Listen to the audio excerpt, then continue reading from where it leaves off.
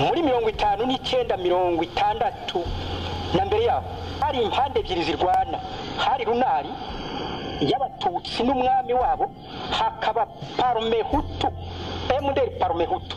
Mbere twahise MDR tugeza dusanga twarahindagiye, tugerekaho Parmehutu, umuntu wese arakanguka. Icyo gihe ntawe ukigomba kwigisha undi. Yitwa Mudenge Albert, nkaba nkora muri rectora ya Université ya Kaminuza y'u Rwanda. Dr Nzitabakuze Yohani Bosco. Nitwa Karemera Alphonse, ndi umuganga uvura amaso hano mu bitaro bya kaminuza. Kugira ngo sensibilisation rero ugomba gushaka interim mobilisateur. Kayibanda giterera bica mu mpaka, ndaho nshaka kuvuga KGB, bari babonye rubanda rugufi. Le terme mobilisateur c'était rubanda rugufi.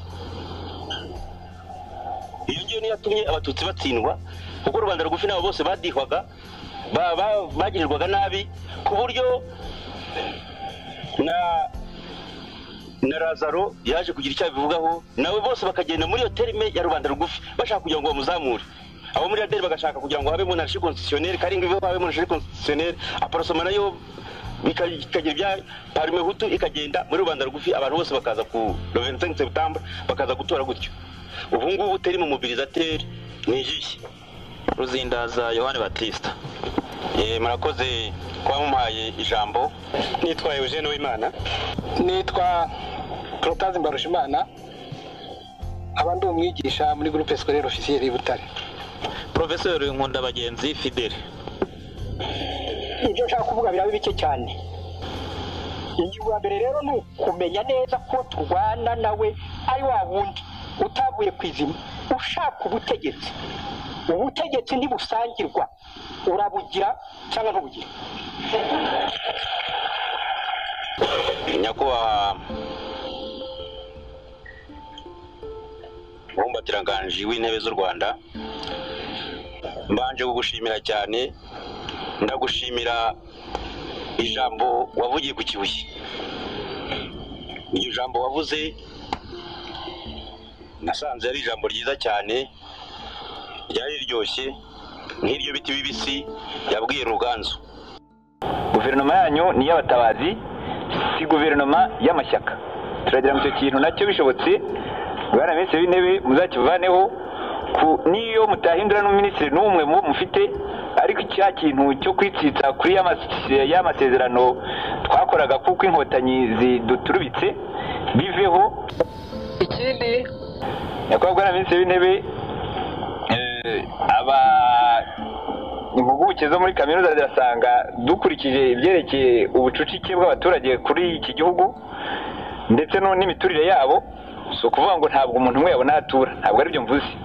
Njye ndavuga gusa ko nta hantu haboneka na hamwe uhaza azaherekane ku mipaka yacu hadatuwe twabona twashyira icyo kintu bita ngo zone tampon kuri za frontiere hashirwamo ngo impunzi za FPR n'abandi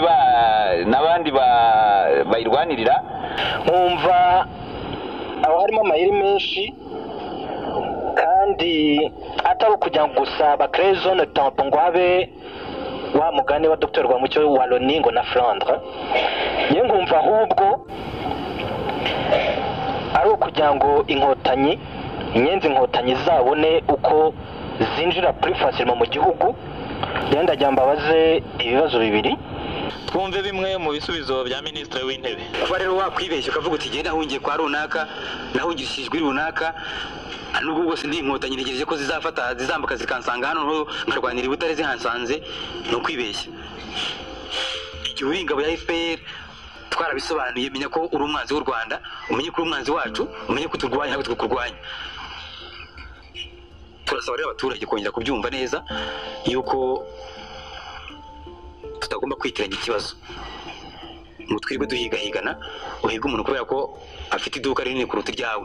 Icyo kibazo Butare barakitubwiye ko abantu batangiye gusubiranamo mu by'ukuri bapfa inzangano zisanzwe, agashaka guhitisha umuntu kugira ngo yenda iduka rye yabonaga azamuka kumurusha mu bucuruzi, noneho aba ari we ubu wa mbere mu bucuruzi bw'Ibutare. agashaka guhitana umuntu kubera ko ngo uyu mujyi ugomba kuba abanyabutare gusa. Abahutu rero bari hano bakunda Kayibanda Giterane cya Mpaka n'abandi bankundama bashatse bamfasha tukabaha amashyi.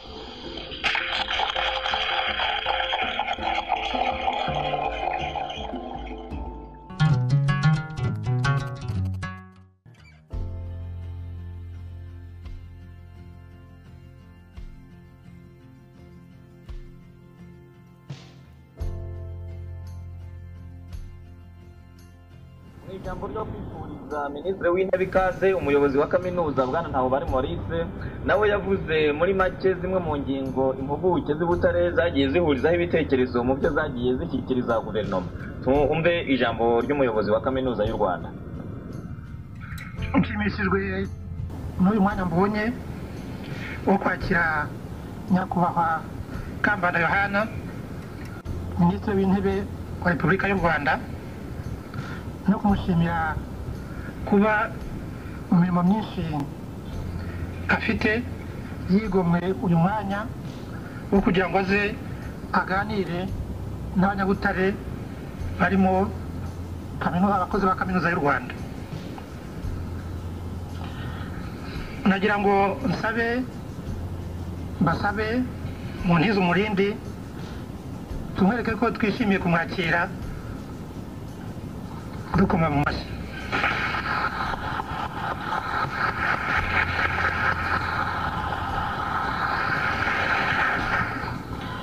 Nyakubahwa Minisitiri w'Intebe, urugendo rwawe ruduhaye umwanya wo kongera kuvuga yuko twabazwe n'urupfu rwa nyakwigendera nyakubahwa Habyarimana Juvenal, Perezida wa Repubulika y'u Rwanda, akaba ari nawe umuyobozi w'icyubahiro wa kaminuza y'u Rwanda, akaba yarivuganywe n'ababisha hamwe na mugenzi we n'icyubahiro Ntaryamira, Perezida wa Repubulika y'u Burundi, akaba ari n'umwe mu barangije muri fakulite ya universite yacu. Uru rugendo rwanyu ruduhaye umwanya wo kugira ngo tubabwire tubikoresheje ijwi ukuntu kaminuza y'u Rwanda ishyigikiye inzego za Repubulika y'u Rwanda, cyane cyane Perezidansi ya Repubulika na guverinoma muyobora. Igishingwa guverinoma yanyu yihaye intego yo kuba mu byumweru 6 yasubije umutekano mu gihugu, ikaniga n'ukuntu inzego za leta zirimo inkotanyi zashyirwaho. Ibyo byakozwe tutazi yuko intego y'inkotanyi yita mu kirimi cy'icyongereza ngo RPF mu byumweru 6 yasubije umutekano mu gihugu, ikaniga n'ukuntu inzego za leta zirimo inkotanyi zashyirwaho. Ibyo byakozwe tutazi yuko intego y'inkotanyi yita mu kirimi cy'icyongereza ngo RPF cyangwa RPF, kuvuga ngo récupération du pouvoir par la force,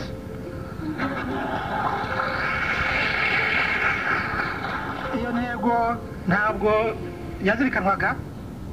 Nicyo gituma nkeka bitazorohera ikipe muyobora kuzuza neza intego mwari mufite muri ibyo byumweru 6, ngakeka ko kandi mwarabitangiye bizaba ngombwa iyo ntego navuze mu gifaransa ari ajuste, ni ukureba uko muyihindura mukayihuza n'uko ibihe turimo bimeze, ibihe twatewe n'umwanzi FPR inkotanyi. Iyo ndebye uko abenshi mu bagize abakozi ba kaminuza bagerageje babinyujije mu nzandiko kubabwira icyo batekereza, nsanga nubwo bakoreye muri za ekipe zitari zimwe kandi batagombye kubanza guhura, hari ibintu bahuriyeho. Bimwe bikaba ari ibi, ni uko basanga amasezerano yarusha atagifite agaciro kubera ko FPR yari yafitemo inyungu nyinshi, ariyo ubwayo yatangiye kwanga kwibahiriza, ndetse na n'ubu ikaba yivugira, abumva ya radiyo yabo Muhabura yivugira yuko nayo ibona yuko ayo masezerano atagishobora kuba yakurikizwa. Icya kabiri ni uko nk'uko namwe mwabyibonye, byasanze ari ngombwa gukangurira abaturage kugira ngo bashake ukuntu bakwirwanaho, kuko FPR Inkotanyi zishaka ko intambara zatangiye yazatinda.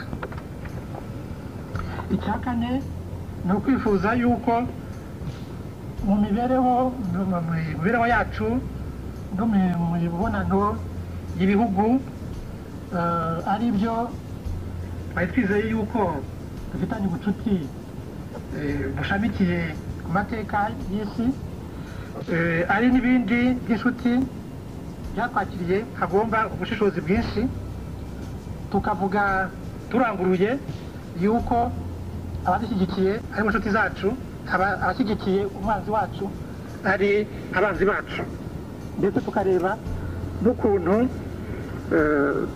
relation diplomatique twagira n'ibyo bihugu zashingira ku myifatire yabo muri iki kibazo dufite cyo kurwana n'inkotanyi. Ikindi usanga mu nyandiko z'abakozi ba universite bagiye batangaza ni uko basaba leta n'inzego ziriho ubu kurega ku mugaragaro ibihugu bifasha inkotanyi, ari kuziha abasirikare barwana, ari no kuziha ibikoresho. Ibyo bihugu tugomba kubyamagana ndetse tukabirega.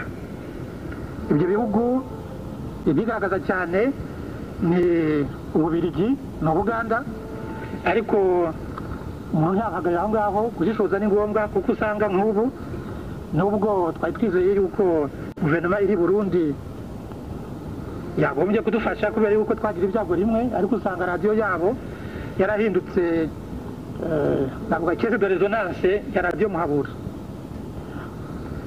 Siniriwe njya kure cyane, ariko usanga n'ibindi bihugu bikomeye bifite ibitekerezo umuntu atumva, nk'ibitekerezo twumva na leta zunze ubumwe za Amerika muri iki gihe.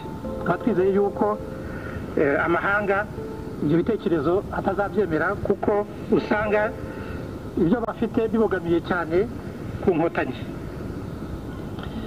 Ikindi navuga nasanze mu nyandiko no mu bitekerezo by'abo tuvugana abakozi ba kaminuza, ni uko izi nzego transitoire, izi nzego z'inzibacyuho, kugira ngo zizamare igihe kinini, uzasanga abanyarwanda bitadufitiye inyungu.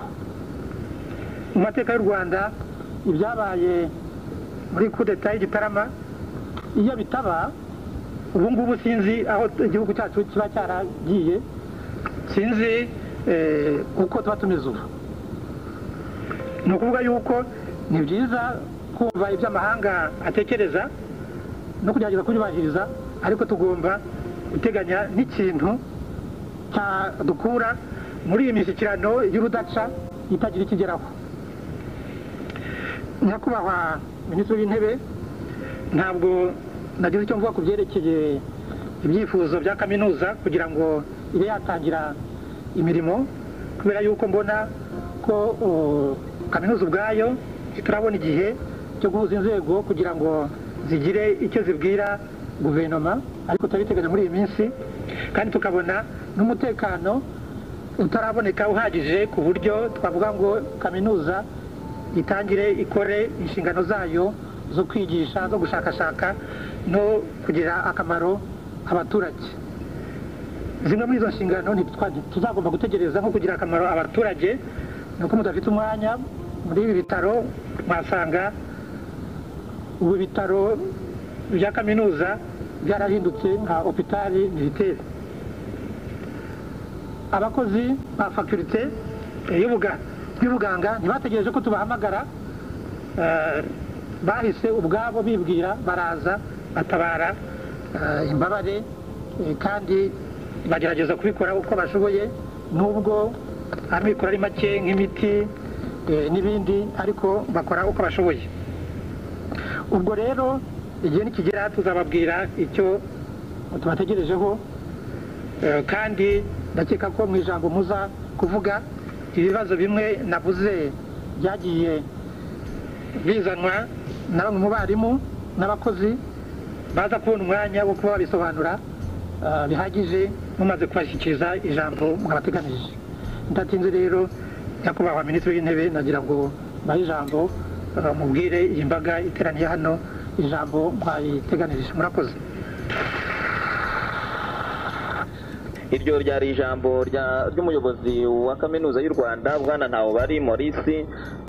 Kuwa gatandatu tariki ya 14 Gicurasi, Minisitiri w'Intebe Bwana Kambanda Yohani yagendereye impuguke zo muri Kaminuza y'u Rwanda i Butare n'izindi zituye muri uwo mujyi, azishimira inkunga zagaragaje zishyigikira guverinoma ayobora, zigezaho ibitekerezo byazo, zinashyigikira ingabo z'igihugu, bungurana ibitekerezo ku bibazo igihugu cyacu kirimo muri ibi bihe. Yaboneyeho n'umwanya wo gusura zimwe mu nkomere z'intambara abasirikare barwariye mu bitaro by'iyo kaminuza. Nyuma y'uko tubagezaho ijambo Minisitiri w'Intebe yagejeje kuri izo mpuguke n'iry'umuyobozi wa kaminuza yavuze, ubu noneho muri uyu mwanya twifuje kubagezaho bimwe mu bitekerezo n'ibibazo bamugejejeho n'ibisubizo byabyo. Nitwa Rwamukire Jeune, ndi umuganga, aba nkora mu ishami ry'ubuvuzi rya Kaminuza y'u Rwanda mu kigo cyaryo cyitwa QSP, ikigo kirebana n'ubuzima bw'abaturage, kikaba gikora imirimo itatu: kwigisha, ubushakashatsi ndetse no gukora no kuvura abaturage. Sosiyete Republicaine Universitaire yatekereje ku bibazo by'iki gihe noneho biriho, dutekereza ko guverinoma yagombye gukemura, cyangwa se bisa naho yabajijwe n'abanyarwanda ndetse n'amahanga. Icya mbere nabivuzeho, muribuka iyi ntambara itangira FPR avuga iti turavugana n'abasirikare. Nabivuzeho, mwanabitinzeho, ntabwo mvuga icyo byazana kuko ntabwo mvuga uko byajyana kuko mwabivuze bihagije, ariko turagira ngo tubaburire umutego babateze. Mwabonye ko na ONU ariko yabigenje. ONU nayo iraje iti nanjye nashaka kuvugana n'abasirikare, nibura muri za declaration zayo officielle, kandi yanyuze kuri guverinoma.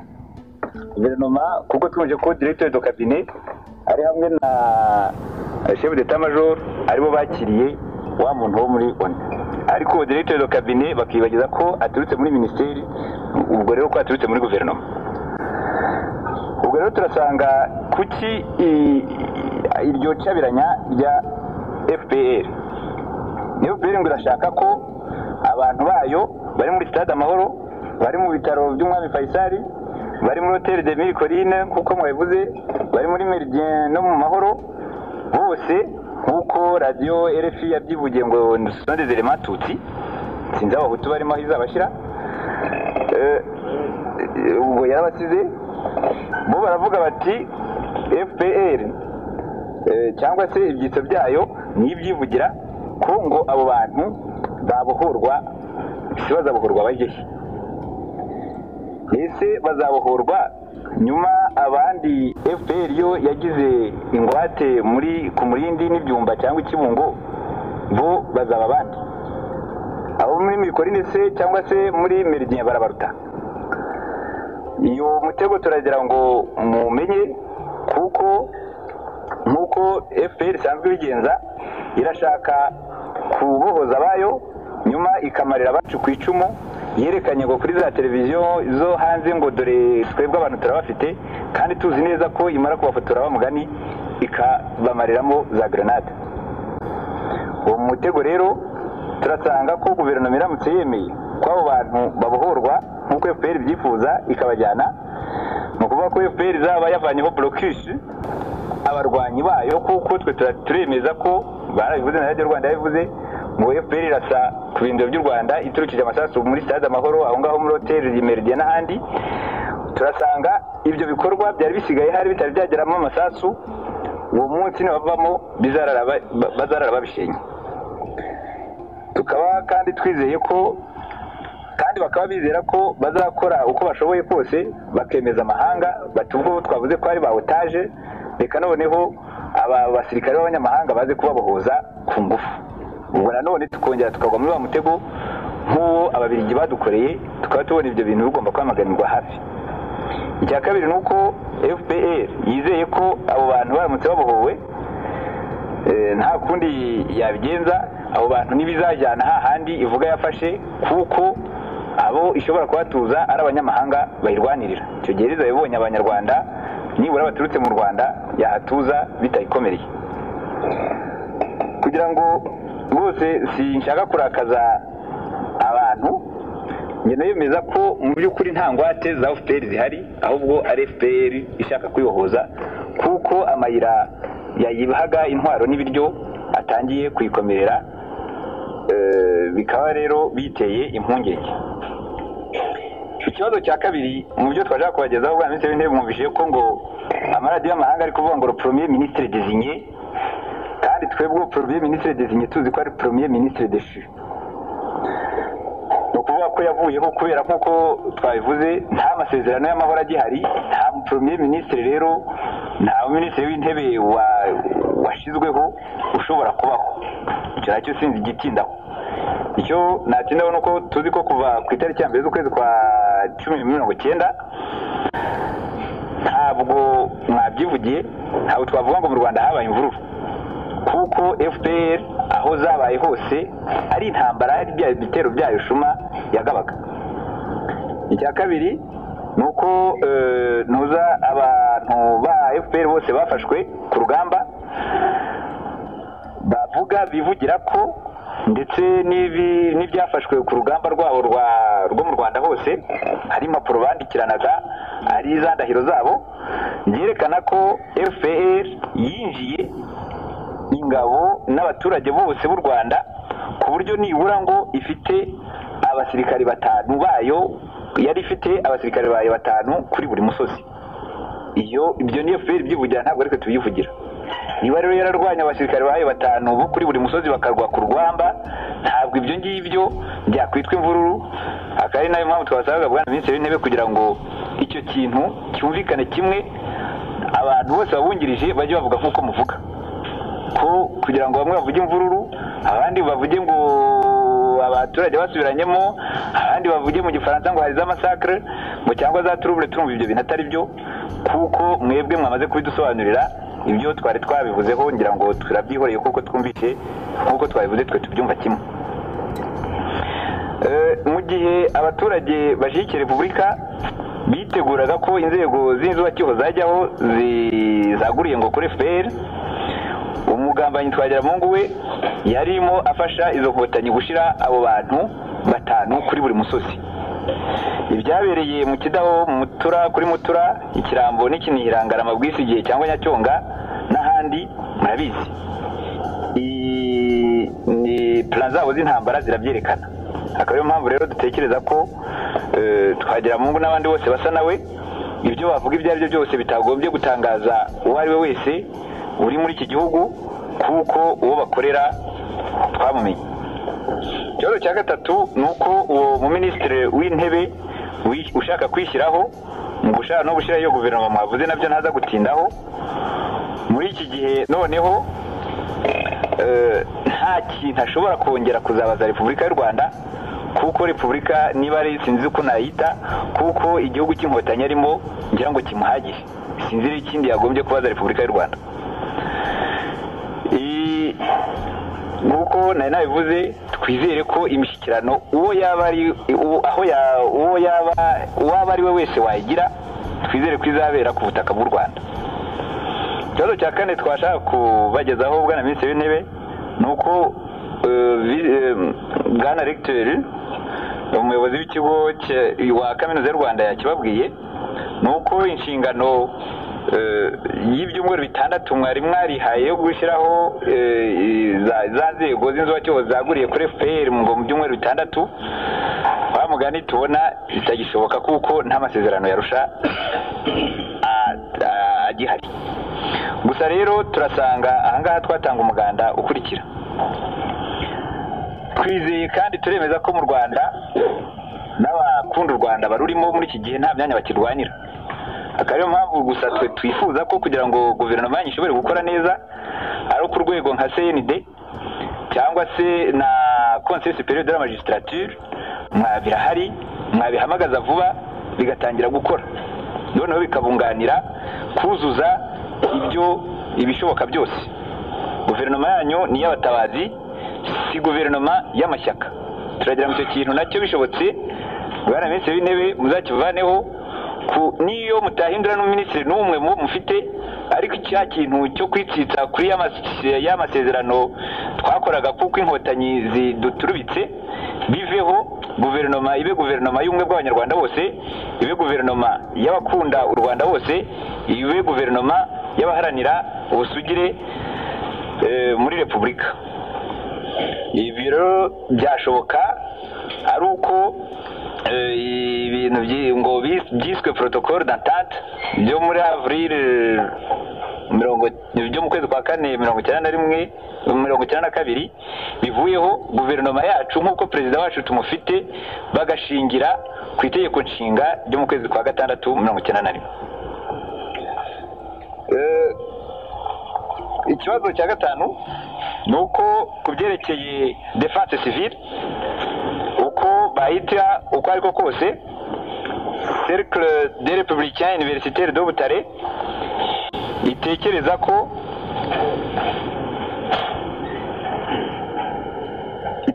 ko abo bantu baba ikiraro hagati y'abaturage n'abasirikare b'u Rwanda, nabyo singitindaho numvishije mwabivuze ku buryo buhagije. Ikibazo cya gatandatu rero nicyo gikomeye. Ikibazo cya gatandatu ni bya bindi abanyamahanga batangiye kuvuga ngo barashaka gukora ikintu cya zone neutre ku mipaka y'u Rwanda. Nyakubahwa na minisitiri w'intebe impuguke zo muri kaminuza zirasanga dukurikije ibyerekeye ubucucike bw'abaturage kuri iki gihugu ndetse n'imiturire yabo, si ukuvuga ngo ntabwo umuntu umwe yabona atura, ntabwo ari byo mvuze. Ngenda ndavuga gusa ko nta hantu haboneka na hamwe uhaza azaherekane ku mipaka yacu hadatuwe twabona twashyira icyo kintu bita ngo zone tampon kuri za frontiere hashirwamo ngo impunzi za FPR n'abandi bayirwanirira ngo cyangwa se izacu. Twe turatekereza ko icyo kintu ari ikintu gikwiye kwitonderwa ndetse kikarwanwa kimwe na cya kindi kivuga ngo barashaka gushyira abaganeye 800 ku kibuga cy'indege. Ikibuga cy'indege nacyo n'umupaka wacu ni ikimenyetso cy'ubusugire bwa repubulika yacu. Ngira ngo niba ubwo abasirikare baba ari abanyamahanga uko babasa kose, niba baba ari abawuni, ntabwo dukwiye kubaha imipaka yacu ngo ariho bayiturindira. Nibaze barinde ibyo barinda, bareba aho impunzi ziri abariho bahagarara, aho kwirirwa bicaye mu mahoteli, barebe aho izo mpunzi zahungiye mu bihugu biduturanye cyangwa se hano mu Rwanda harahari henshi, cyangwa se aho FPR ikotorora bahajye. Ariko ibyo kuvuga ngo tubahe ibibuga byacu by'indege cyangwa se ngo tubahe imipaka yacu ariho barebera impunzi, ntabwo ibyo ngibyo turumva mutari mukwiye kubyemera, kuko twebwe tubona icyo bashaka ari ugukora Flandre na Wallonie mu Rwanda. Guverinoma rero ahubwo icyo yabasubiza nuko yasaba ONU niba dufitiye imbabazi nyinshi gusubiza abantu bavanwe n'intambara mu byabo vuba na bwangu, noneho ikabarindira aho ngaho. Ibintu byo gushiraho ikintu ngo FPR yahita tutsirande kuri teritwari y'u Rwanda nta na rimwe twumva twagombye kubyemera, akaba ibyo tubasabye namwe ko icyo kintu rwose mutazakemera na rimwe.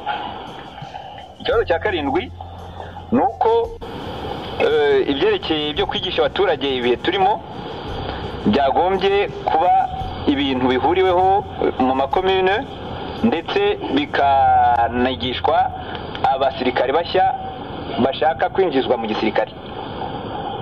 Ubwo ni ibyo umuntu yakwita sensibilisation de la politique républicaine à la population dans les communes et auprès des nouvelles recrues de l'armée. Akaba tubona ari icyo umuntu yakwita mu gifaransa une impérieuse condition de la victoire définitive. Mu by'ukuri rero cercle yacu ishyigikiye cyane ibyo mwavuze kuri défense civile, ariko ikayibona ko iyo défense civile itagera ku nshingano zayo neza hatabayeho icyo kintu cyo gukora sensibilisation politique haba mu baturage cyangwa se muri abo basirikare bashya. Muti kuki? Muti twabigenza dute?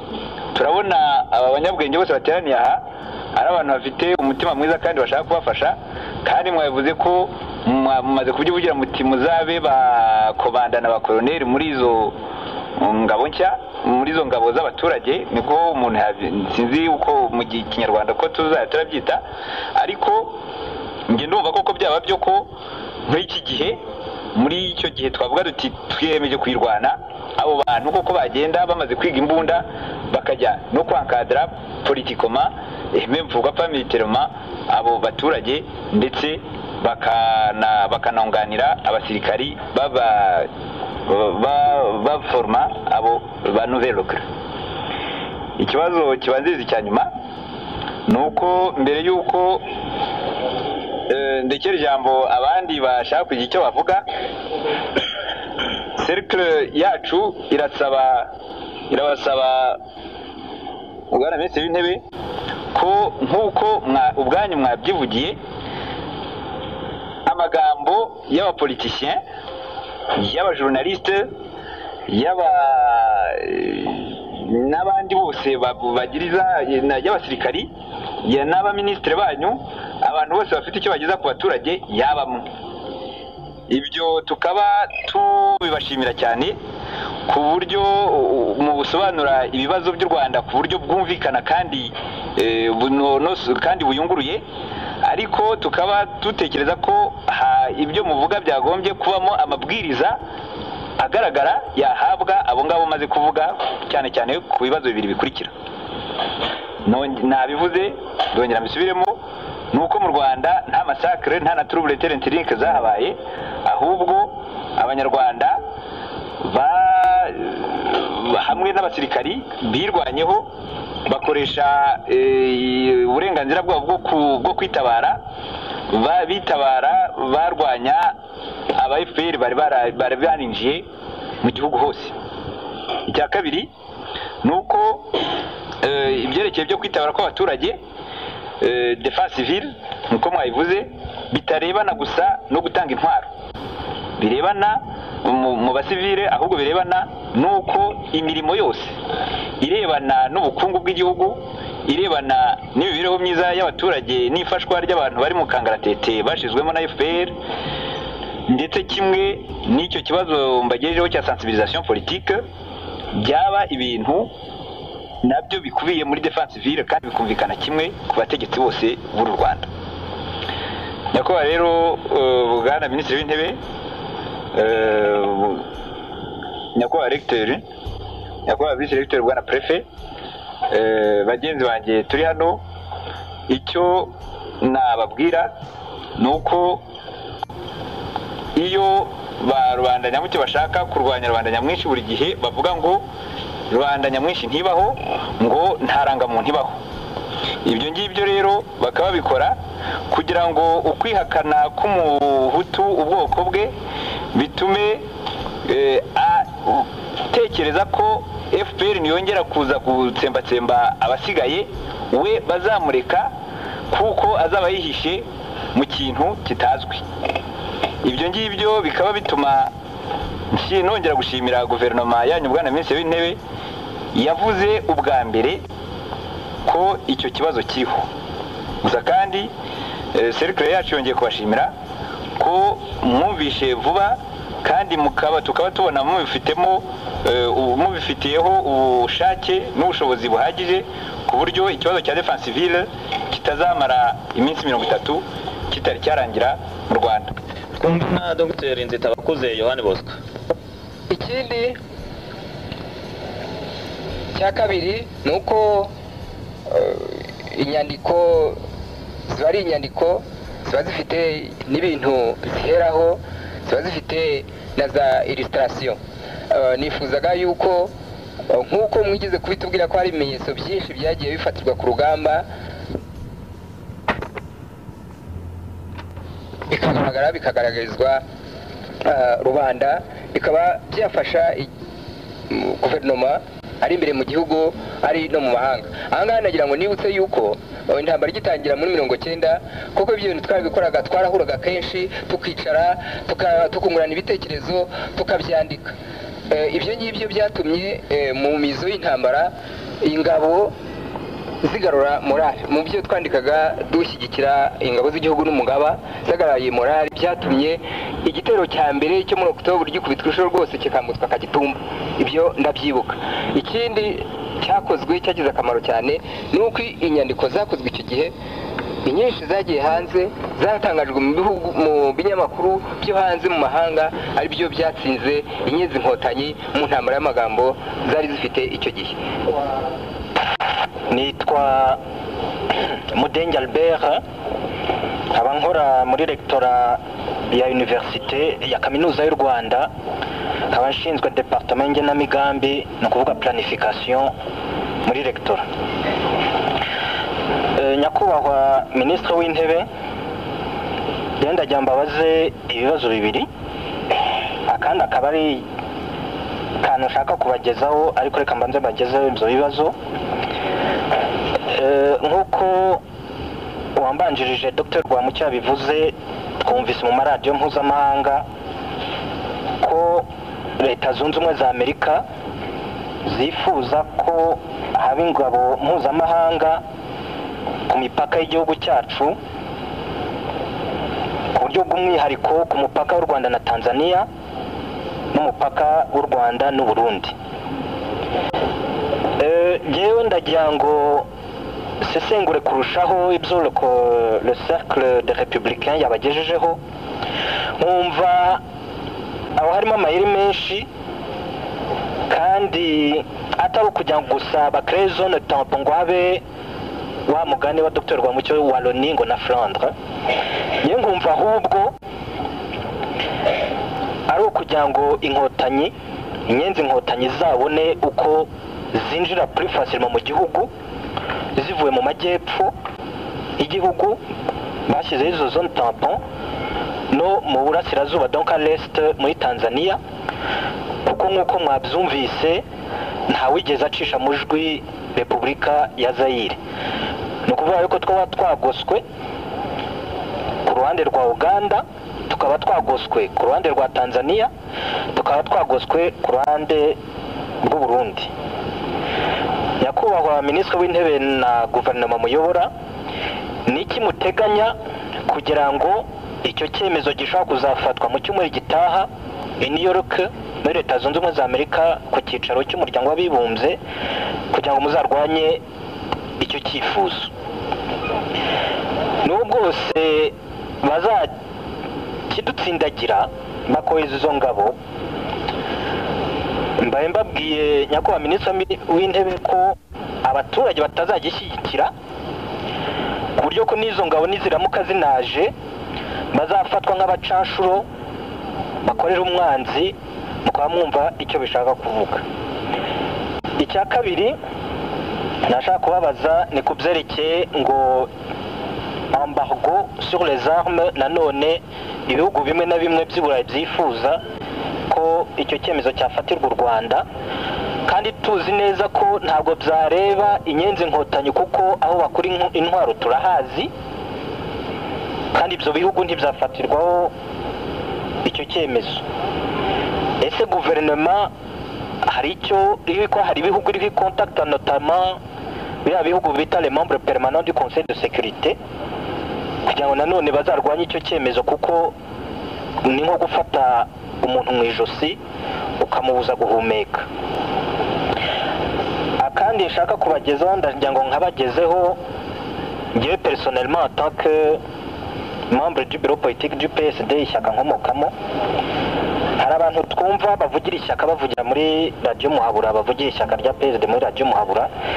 Icyo ngira ngo mbagezeho nuko abaturage b'abarwanashyaka ba PSD n'ubwo si ishyaka twebwe twumva ko ishyaka ubu ryabaye rimwe yo kurwanya umwanzi, ariko abo bantu bavugira PSD aho ngaho nimba ku Murindi cyangwa Ibyumba cyangwa hesi impazi, najya mbabwire ko bivugira ku giti cyabo, baravugira inyenzi cyangwa babayezo ahasigaye bo nimba bashaka gukora politiki yo hejuru wa mugani bazakomeze bayikore, ariko ibyo ntibireba abarwanashyaka ba PSD cyane cyane ko twumvise ko hari n'abanyabutare baba barimo. Nyakubahwa Minisitiri w'Intebe nibyo nashaka kubagezaho, murakoze. Nitwa Karemera Alphonse, ndi umuganga uvura amaso hano mu bitaro bya kaminuza. Nkaba nshinzwe no kuyobora ishami ry'ubuvuzi. Ijambo narifashe ndifashe mu izina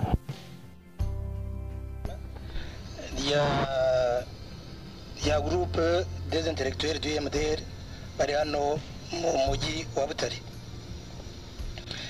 Ntabwo rero mfata ijambo ry'amasaha nk'uko recteur yabidusabye.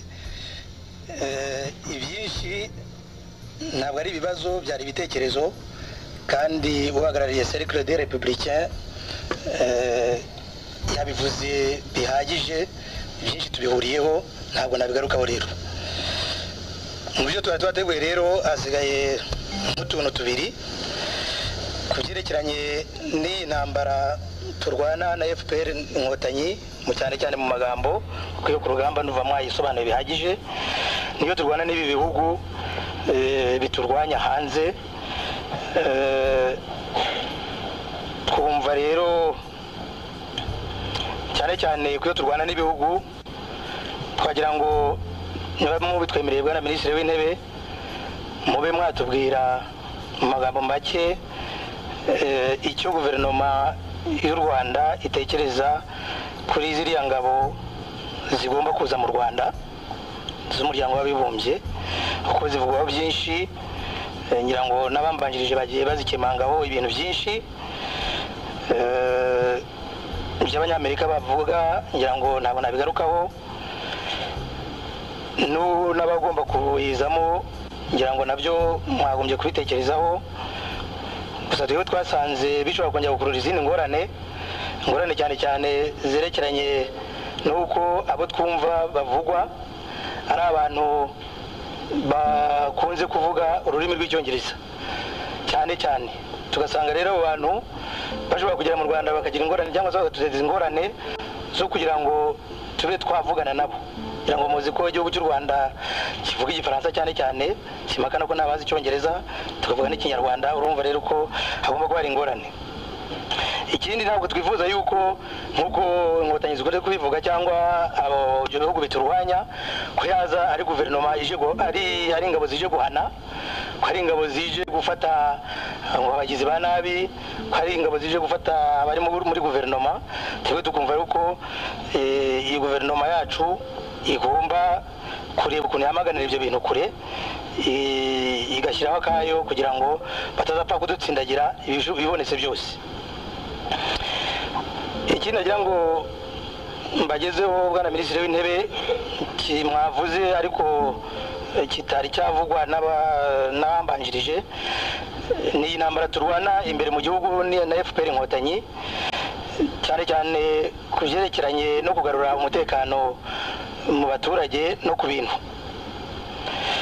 Mwakoze uko mushoboye mufatanyije na Perezida wa Repubulika n'abafasha banyu mu kwirakwira amaperefegitura hafi ya yose y'igihugu kugira ngo mugarure amahoro aho yari yahungabanye kubera intambara turwana na FPR inkotanyi. Ngira ngo byavuzwe ahenshi na henshi nk'uko mwabyivugiye, umutekano waragarutse cyane cyane mu turere twose tugenzurwa na guverinoma y'u Rwanda. tukabona ariko mu mujyi cyane cyane umutekano utari wagaruka neza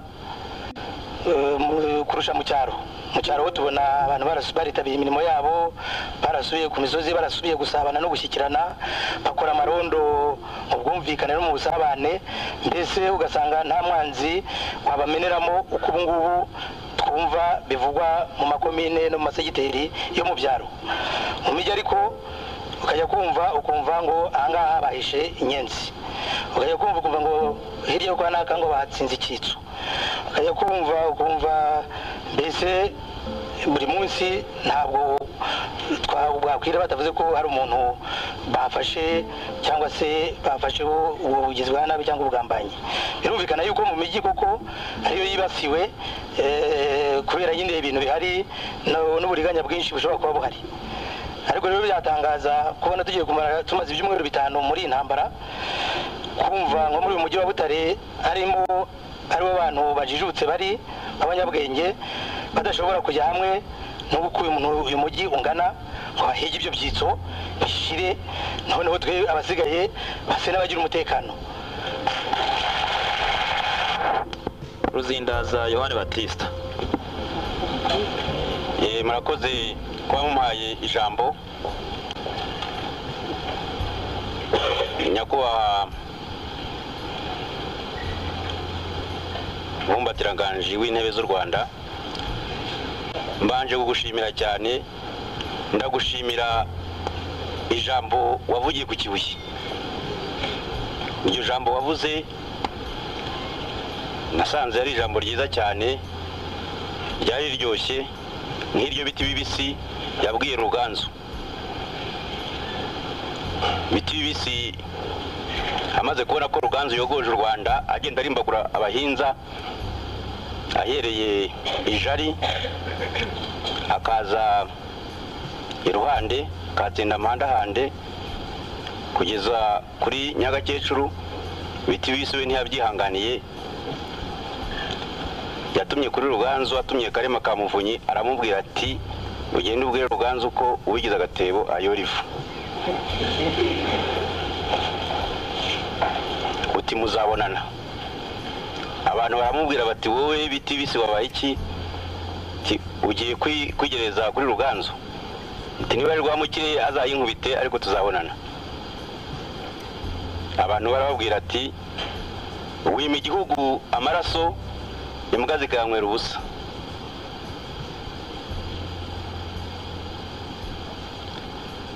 Mwavuze ijambo ryiza rero ubwo mwavugaga umwanzi wanyu wari we ko ari FPR, mukavuga kandi abo FPR yanga ko ari MRND, CDR, abapawa bose n'umurundi w'impunzi. Ubwo ndizera ko abo bantu arabashyigikiye Kayibanda Giterana bica mu mpaka, bashyigikiye abo ngabo bazanye Repubulika, ko FPR aribo yanga.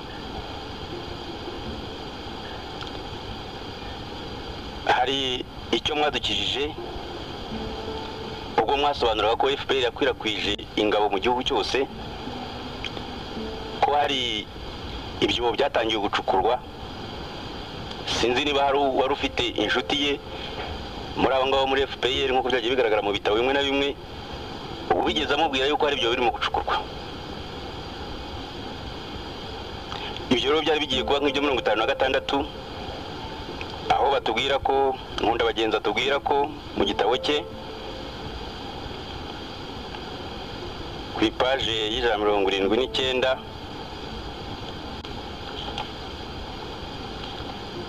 en 1956, un prêtre rwandais signalait dans la presse que des Hutus avaient été enterrés vivants, qu'a fait l'administration pour réprimer ces procédés barbares. Muri 56 ubwo Nkunda Bagenzi yahari, ubwo abantu bagiye bamanura bakashyira mu byobo. Abahutu rero bari hano bakunda Kayibanda Giterana bica mu mpaka, n'abandi bankundama bashatse bamfasha tukabaha amashyi.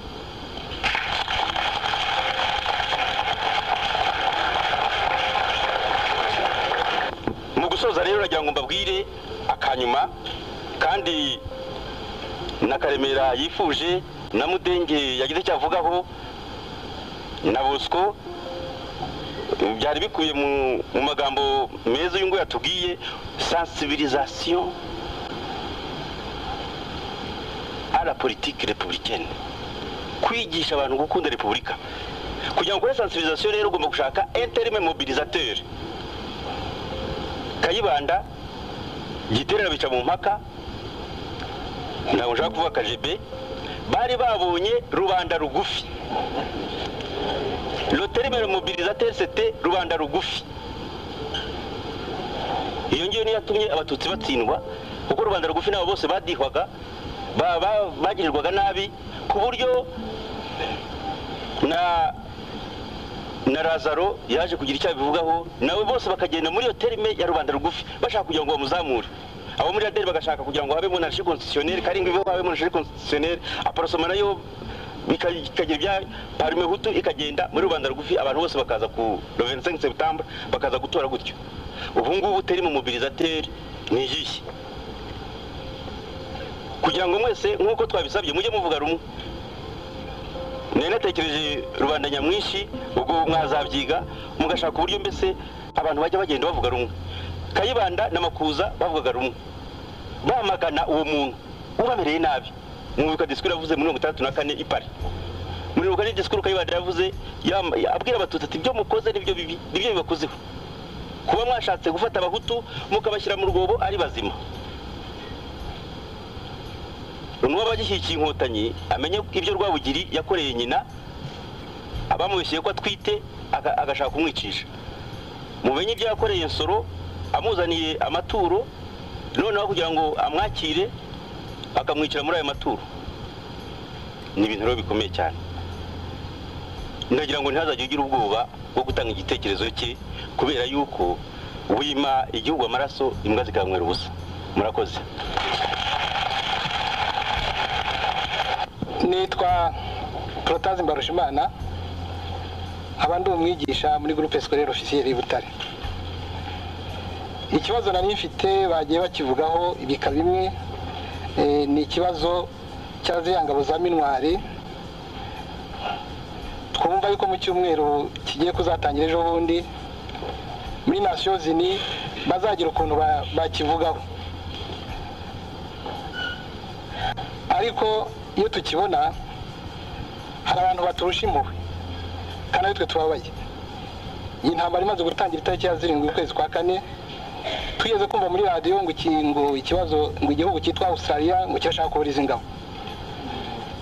Ejo buri turumva tutigana irashaka kuzazamo, tuti Nigeria irashaka kuzazamo, ariko tureba nka Nigeria twabonye imikorere yayo muri Goma na Ghana ntabwo tuyewe kuntu nayo yakoze muri kino gihe. Hari bamwe bavuze bati harimo zone y'ibyo bihugu bishaka kohereza ko ari zone ivuga icyongereza. No kuri icyo kibazo genda nagira ngo nongereho ko nigeze kumva nk'Ubufaransa bugira icyo bivugaho yuko bwakifuza kuba mu buyobozi bw'izo ngabo, kandi tuzi ko Ubufaransa ari igihugu dufitanye ubushuti abantu bose muri hano twemera ko budufitiye akamaro. Muzi igihe Ububiligi bwazaga imyigaragambyo abantu bakoze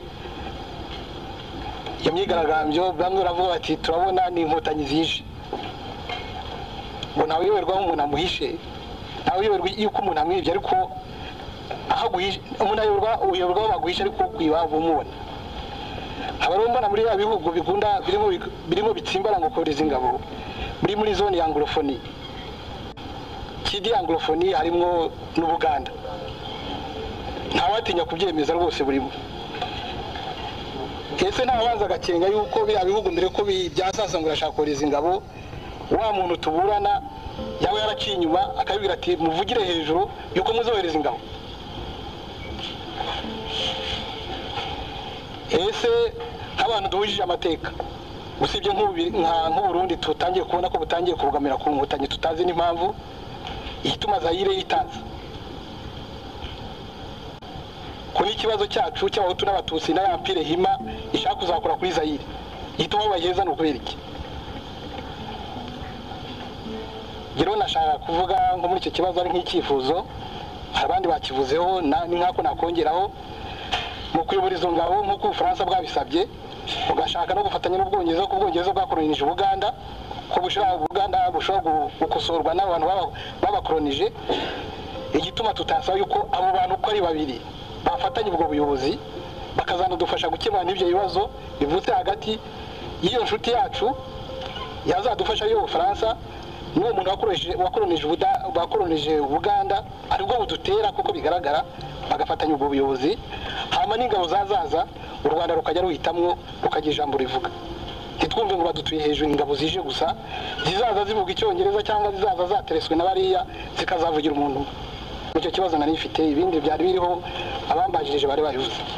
Professor Nkundabagenzi Fidele, ibyo nshaka kuvuga birabe bike cyane ni ingingo eshatu. Iya mbere ni uko tugomba kuba maso tukamenya neza uwo turwanya. Iyi ntambara tuyirwanye mu ntambwe ebyiri, yatangiye muri 90 tweza gahoro none yarongera haguruka. Mu by'ukuri twaribeshye ngo yatangiye muri 90 kubera yenda ko twarangaye bigashyira kera ntitumenye ko umwanzi atigeze ava kwizima. Muri 59 60 na mbere yaho icyo gihe abicyo gihe ari cyo baturushije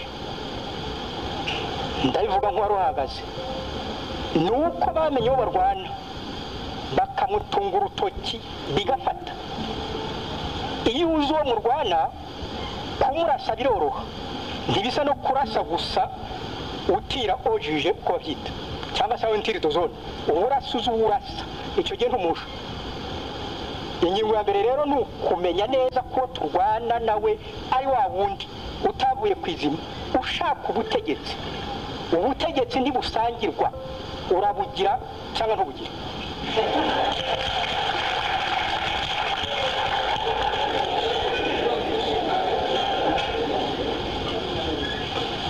Ndibuka ishyaka ryari ku isonga icyo gihe, mu by'ukuri baryita ishyaka nabo ryari ishyaka. Hari impande ebyiri zirwana, hari runari y'abatutsi n'umwami wabo, hakaba parume hutu, MDR parume hutu. Mbere twahise MDR tugeze aho dusanga twarahindagiye tugerekaho parume hutu, umuntu wese arakanguka. Icyo gihe ntawe ukigomba kwigisha undi kuko buri muntu yari yumvise ibyo ari byo. Ibyo rero bigomba kuba itegeko nshinga y'igikorwa cyose, kumenya uri we n'uwo murwana wari we. Ingingo ya kabiri, muri 90 haje intambara, yenda twajyaga no gushobora nabwo kuyimenya neza tukamenya ko ari yayindi tugahaguruka nk'umuntu umwe. Haje kuzamo bya bintu by'amashyaka bizana kaduruvayo, haza ngo kurwanya ingoma y'igitugu n'imbunda, kandi ngo bakora politiki. Imbunda ntikora politiki, ntiwazana imbunda ushaka ngo gukora politiki. Kora politiki by'intambara ubu biretse. Intambara na politiki ntibijyana, politiki biri hejuru kereke iyo politiki yakunaniye. Bora icyo gihe urebye intambara yaje na politiki itaranatangira, amacaka yaje nyuma, noneho baraturangaza bakaduruvayo. Nibwo FPR duciyemo ibice igira bayo bakayivugira imbere hano ngo turwanye ingoma y'igitugu ye, ikabiririmba abandi bakikiriza. Urumva rero icyo gihe bari bayihaye icyanzu irinjira ishinga imizi. Ingingo ya gatatu, ayo mashyaka rero ubungubu tugomba navuga ko umuntu yayacecekesha cyangwa se akayabwira icyo avuga, ntiyongere kujya avuga ibyo abonye ngo iki hariya ngo rifite uburenganzira bwo kuvuga. Ntabwo ufite uburenganzira bwo kuvuga ubusa.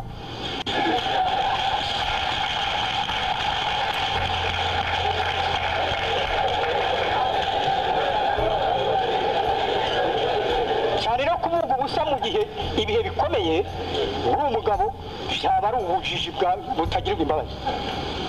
Icya gatatu rero ariyo ngingo ya nyuma mpagararaho, ni uko tutarangazwa n'ibyo bita ngo akorudarusha.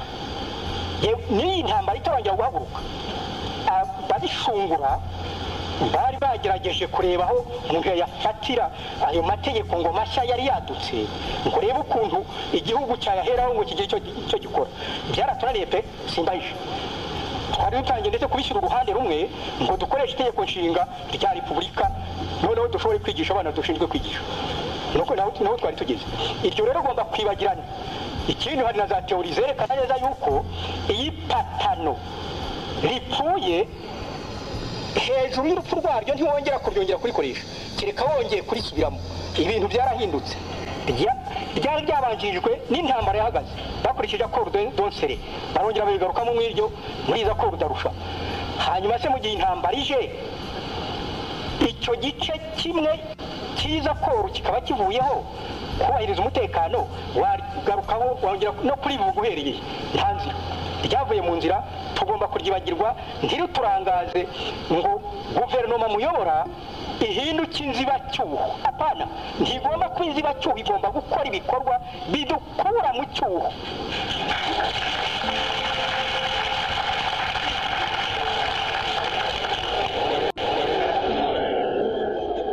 ngibyo rero ibintu bitatu nashaka kuvuga sinabitinda kuko ngarutse inyuma ngahera kuri cya gitabo meya kolege bavugaga cya Rwanda politike twasanga rwose ari imwe intambara ari imwe tugomba no gutyaza ibitekerezo tugatyaza ubutwari ntitureguke ngo twongere turirimbe ibi n'ibi intambara irahari kandi irakomeye kandi tugomba kuyikomeza tuzayitsinda ntawe utsinda ukuri ikinyoma gihabwa intebe rimwe ntigihabwa kabiri murakoze nyakubahwa minisitiri w'intebe nitwaye Eugene Uwimana ngira ngo nta kibazo nibubaze nyakubahwa minisitiri w'intebe ngira ngo wenda bagezeho utekerezo turi nagize muri iki gihe maze muri iyi minsi mu Rwanda intambara yatangiye ariho ndi ubundi nkori Bujumbura mu byerekeye la défense civile nashoboye kunyura ku mabariyeri menshi yari mu Bugesera no muri komine Bicumbi abantu bahunga ku mabariyeri akomeye usanga n'abasore bafite amagoronade n'ibindi bikoresho bati mureke abagore bahite bataho bahunga bati mukondoro indangamuntu gusa nk'abantu bageze kuri 300-400 bagahita nicyo gituma mvuga n'ama bariyeri yose dukora n'amarondo turara twari dukwiye no kwigishwa uko za infiltration zagiye ziba zinyenzi kugira ngo ku mabariyeri bitaza kuba ibyo gukondora indangamuntu gusa ariko umuntu ashishoze nushobora guta indangamuntu ntawe n'inyenzi ariko tumenye ko inyenzi aho zagiye zigera zagiye zipiya amakomine harimo indangamuntu izo ndangamuntu barazifite abasore bagiye mu nkotanyi ntabagiye barya no hino bazi guca mu cyangwa bazi guca ahandi bari ababoyi bari bamayibobo bazi ubwenge nagira ngo ako kantu abashobora kunyumva bishinzwe bazabyiteho ikindi cya kabiri mu Rwanda mishize n'ubu kandi uburezi bwarakomeye cyane kubera ko leta yubatse amashuri menshi ariko nanone nuko n'abantu ku giti cyabo bashyizeho akabo bakubaka amashuri muri ibyo byo kutwigisha gukoresha imbunda kuko inyenzi ntabwo zitwaza amafuni gusa dufite n'imbunda nuko mwatworeza tugashyiraho n'akacu ndibaza ko uko duhagaze ahangaha muri iyi sare wenda harimo abantu 50 cyangwa 100 cyangwa 200 bashobora kubona amafaranga yo kugura ibikoresho kuki mutatworohereza murakoze nyakubahwa minisitiri twumve bimwe mu bisubizo bya minisitiri w'intebe nagira ngo mbashimire ibibazo mwabajije uko birimo amahugurwa menshi nkaba rero uyu munsi hari nagize imana justement ko naje hano nkanahugurwa mwese mwagiye ndetse urebye nta n'ibibazo mwabajije ni nk'inama ahanini mwatugiraga mutubwira ibyo mubona byakorwa kugira ngo igihugu cyacu kive mu gihirahiro ndagaruka ku magambo make ku byo Dr. Rwamucyo yavuze ariko mbanza kumushimira mu izina rya Cercle des Républicains muri université ko ibitekerezo byinshi bagiye batugezaho mu by'ukuri nk'uko yabivuze yumvise ko tubivomamo ibikorwa dukora muri kino gihe ibitekerezo batugezaho ntawavuga ngo tubishyira mu bikorwa byose nk'uko baba babitugejejeho ariko nawe ubwo yabyemereye dukuramo inyigisho nyinshi zidufasha mu gukora imirimo dufite ubu ngubu ari nayo mpamvu nyine uko nabibabwiye ngitangira tuvuga tuti udutsinda nk'utwo ngutwo tubaye twinshi tukareba ibibazo binyuranye byafasha abagomba gufata ibyemezo muri guverinoma kujya babifata bafite mbese aho bashingira. Hari ibyo yagiye agarukaho nk'iya zone neutre iri bashaka gushyira kuri frontiere y'u Rwanda hagati y'u Rwanda na Tanzania no hagati y'u Rwanda n'u Burundi. Ni ikibazo nako kiduhangayikishije, ariko mu kwa gisubize cyangwa se igihe kivugaho yagombye kureba muri rusange. Abazungu naho ni muri kuryo hari ikintu cy'ingufu bashaka kugenda nk'igitugu bakoresha, byarabonetse muri Somalia ndetse byaranabonetse no muri Liberia, bagashaka kuzana ingabo bo nk'uko bazishaka nk'uko bazumva batabajije abo baziha. Byaranabonetse no mu Rwanda, bazanye ingabo za minuar, abanyarwanda bavuga ati ntidushaka ababiligi, abandi bati mwabashaka mutabashaka turabazana. Uko batashye mu Rwanda, uko minuar y'ababiligi yatashye mu Rwanda mwarabibonye, uko mbese na minuar rwayo yose yatashye byaragaragaye. Muri Somalia mwabonye ukuntu abanyamerika bavuze ko ngo bagiye ngo gushyiramo ordre, bagashyiraho ubutegetsi bwemewe, bajyana y'ibibunda n'abasirikare benshi, ariko birabananira. Twumvise uko bagiye, ariko ntitwiye twumva uko batashye. Bagiyeyo bavugije ingoma, bahamagara abantu bose babamenyesha ko bagiyeyo, ariko mu gutaha bagiye bakora ibyo abanyarwanda bita kunyonyomba, bagataha badasezeye. Turahamya rero ko n'abandi bazibeshya bakibwira ko mu Rwanda waza ugashyiraho icyo wowe wifuza utabajije abanyarwanda, nabo bazataha nk'uko nguko.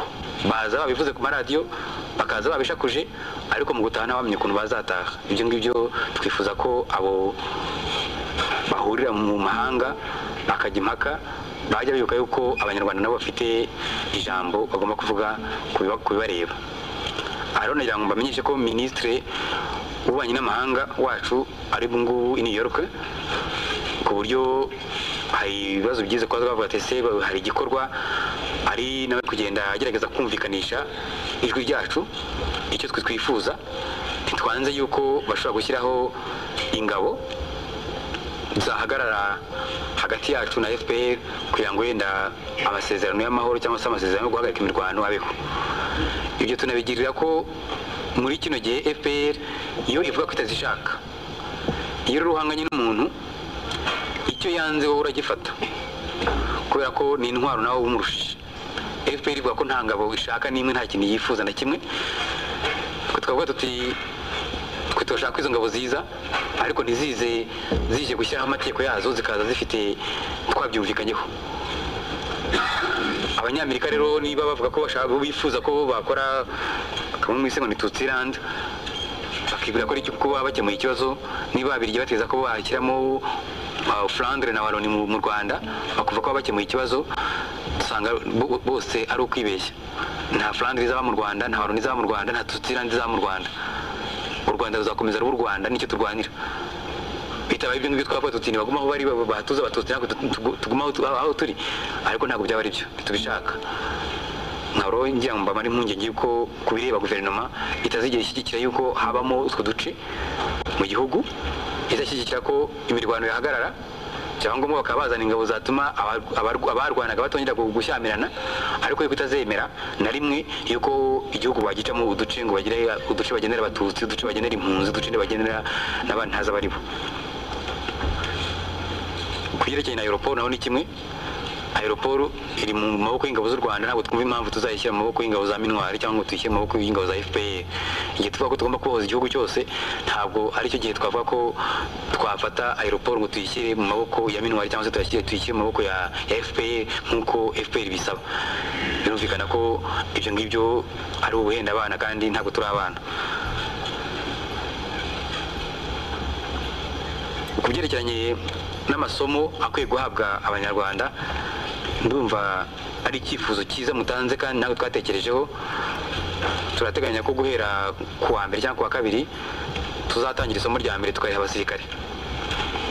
hari inyandiko iri gutegurwa yo gusansibiriza yo kugira ngo twigishe abasirikare uko bakwiye tubasobanurira intambara barwaniye ariyo. Harimo abantu bamwe inkotanyi zaciyeho zitangira kumvisha abasirikare ko ntacyo barwanira, ko bazatsindwa, ko ndetse ngo abanyenduga bene wabo babishe bakaba barabamaze, ngo ku buryo ntacyo bakirwanira.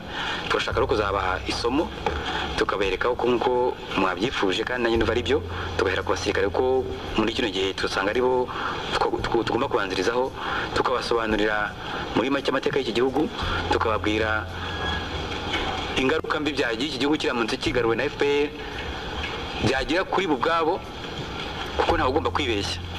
Nta muntu ugomba kwibeshya ngo FPR nifata iki gihugu hari umusirikare n'umwe izasiga. Nta kuntu yamusiga. Twabaye lisiti yuko nta mutegetsi n'umwe isiga higeze muri segiteri, kuva ku bacamanza bo muri kanto kugeza ku baturage bifashije.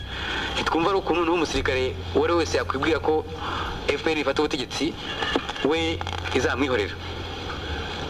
Abakeka ko yaba FPR igira umutima w'impuhwe ati twebwe harazatubabarira, ni abatabona gahunda zayo.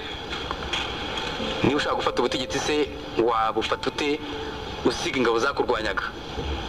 Izo ngabo zakurwanyaga ugomba gukora uko ushoboye zose ukazitsemba kandi ntibazabitinya. Ibyo rero tugomba kubisobanurira abasirikare, tukabereka ko igihugu basigiwe na basekuruza na basekuru badashobora kukigurira abantu kubera ko bababwiye amagambo babahaye tumwe n'isi duhenda abana. Bazababwira amagambo babasubize ku bucakara, kandi ntabwo ari ibanga niko bazabigenza. Kwirebye aho baca hose, aho banyuze hose, bagenda babaririza ngo wowe nta musirikare nta muhungu wawe waba uri mu ngabo, niyo uri umubyeyi w'umuturage usanzwe. Aho muri za Byumba na za Kibungwe bahaciye bagasanga ufite nk'umwana mu ngabo, bagasanga ufite umwana wize, bagasanga ufite umwana w'umutegetsi, bagasanga uri umuturage wifashije, barakwica. Bagashaka kugira ngo bazasigarane n'abantu bazashobora kugira ingaruzwa muheto bitabagoye. Noneho he kuzongera gusubira mu bwizongera kuba amashuri, he kuzongera kugira ubukungu n'ubwisuka, babona ukuntu babigarurira. Ariko iyo bumvise warize bakumva ufite umwana wize, icyo gihe baraguhitisha. Icyo kintu rero abanyarwanda bagomba gutangira bakabyigishwa ko bakabimenya, bakamenya umwanzi turwana icyo agamije mu gihe kiri kure, a long terme, atari icyubu gusa, ariko bakareba icyo agamije mu gihe kiri kure. Tuzabyigisha rero guhera muri ino minsi ku byifuzo by'uko hakwiye kubaho imvugo imwe isobanura neza intambara turimo, ibitero bya FPR mu gihugu hose. Nabyo numva ari ibintu twatangiye kwigisha, aho tugiye hose tubisubiramo yuko kuri twebwe nta masakare zabaye, nta gusuranamo kw'amoko kwabaye, kandi ibimenyetso birahari. Mwavuze muti ibimenyetso muzabidushyirira ahagaragara. Ndumva ndi kumwe hano n'ushinzwe service de renseignement, namusabye ko yatangira gukora inyandiko ibigaragaza, ibyerekana, ku buryo abantu bose babibona. Iyo bavuze izo brigade ntabwo ari amagambo gusa, amazina yabo turayazi, abanyabutare bari muri izo brigade turabazi. Harimo koko abari muri izo ngabo bihishe bakibwira ko intambara yarangiye kandi bari mu ngabo z'umwanzi. Abo ngabo barazwi kuko ni amazina biyandikiye, ni amalisiti bikoreye, ntabwo ari twayabakoreye.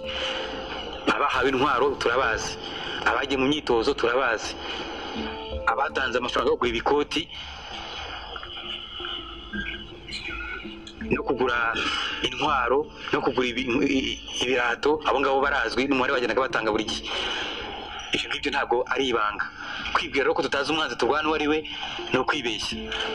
Abagitekereza ko bo bafite ukuntu baziyuberanya ntibamenyekane, amalisite yabo baramaze kuyashyira hanze, ni ukwibeshya. Dufite amalisite y'Ibutare, dufite amalisite y'Igitarama, dufite amalisite yo ku Kibuye. Abahawe intwaro turabazi, abagiye mu myitozo turabazi, abatanze amafaranga yo kugura ibikoti no kugura intwaro no kugura ibirato, abo ngabo barazwi n'umubare bagendaga batanga buri gihe. Ibyo ngibyo ntabwo ari ibanga. Kwibwira ko tutazi umwanzi turwana uwo ari we ni ukwibeshya. Abagitekereza ko bo bafite ukuntu baziyuberanya ntibamenyekane, amalisite yabo baramaze kuyashyira hanze, ni ukwibeshya.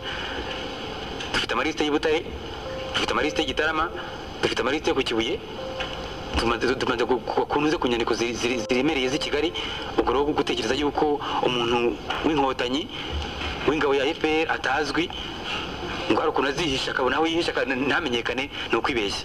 Naho duhera tuvuga tuti abantu bagomba kureka gukomeza kwitiranya umwanzi n'ubwoko n'ubu cyangwa n'akarere kanaka. Ubw'umwanzi azwi akaba afite liste yikoreye ubwe, akaba afite amafaranga yitangiye ngo agure intwaro, ubu ngubu niwe tugomba kurwana nawe. Tukareba kurwana n'umuntu uko ari umututsi, kuko ari umunyenduga, kuko ari umukiga, kuko ari umutwa, kuko ari iki. Tukarwana n'umuntu w'inkotanyi. Ndetse abo ngabo bihisha, ibyiza nuko basanga izindi ngabo zabo ku rugamba hakiri kare. Twakomeje kubibabwira, tukabwira ko niyo amahanga yaza ari ibihugu magana ngahe, igihe cyose intambara tukirwana, urwanira i Butare, urwanira ku Gikongoro, urwanira ku Kibuye, ntatandukanye n'urwanira ku Murindi, ntatandukanye n'urwanira i Kibungo, ntatandukanye n'urwanira mu Bugesera. Ibyo bikumvikana. Kiretse igihe azashyira amaboko hejuru akavuga ati igihe nari narabateye none intambara igenda yihagaritse mbivuyemo, agafatwa nka prisonnier de guerre. Nawe prisonnier de guerre afite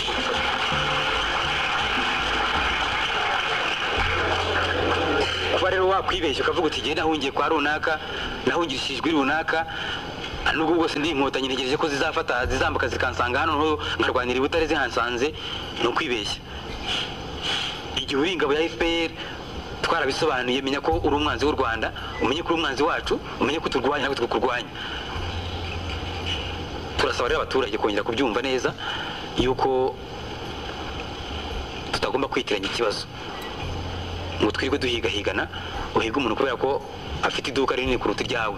Icyo kibazo Butare barakitubwiye ko abantu batangiye gusubiranamo, mu by'ukuri bapfa inzangano zisanzwe.